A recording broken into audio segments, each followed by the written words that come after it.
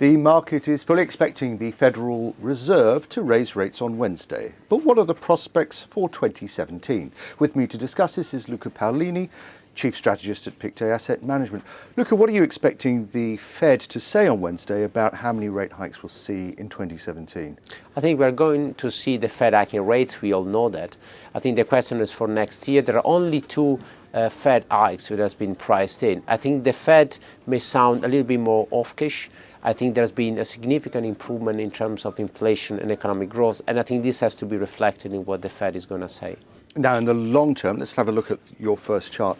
What is the market optimism of rate hikes compared to the Fed's?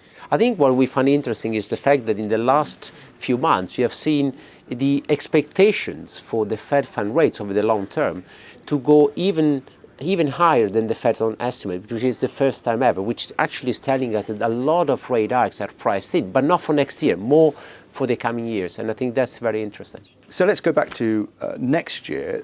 Are you confident about global growth and that being translated into good corporate profits? I think what is clear to us that we see a positive trend in terms of inflation. The oil price is rising, for example. We see an acceleration in wage growth. And normally when you have inflation and you have growth at the top of this, as you can see here, you typically have also an acceleration in earnings.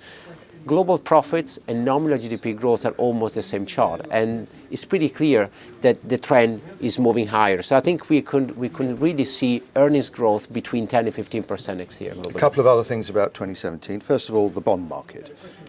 Well, we have seen a massive correction. Actually, November has been the worst month since the 80s. I think we've already seen a lot of negative news being priced in.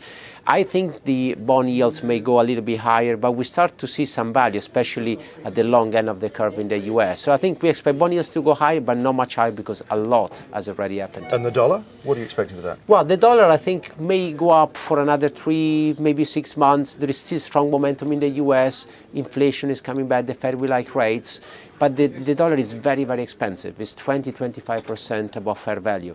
And I don't think that US growth is much, much better than elsewhere. So I think the dollar will have a major peak next year. But the other thing you're worried about the dollar is liquidity, isn't it? Yeah, liquidity is an interesting thing because, as we can see here in this chart, our measure of liquidity, which is excess liquidity, has already peaked last year, and we expect this to deteriorate. The Fed is hiking rates, the ECB is actually reducing their QE, Japan is doing the same, and this will have a negative impact on valuation. So from one side, earnings will go higher, but valuation will go actually lower, and that will be actually not easy for markets next year.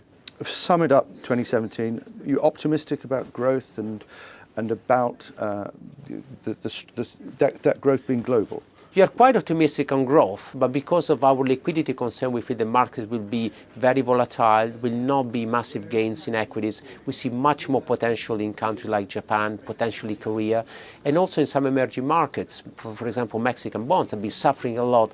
They may be a very good buying opportunity next year. Okay, Luca, thank you very much indeed.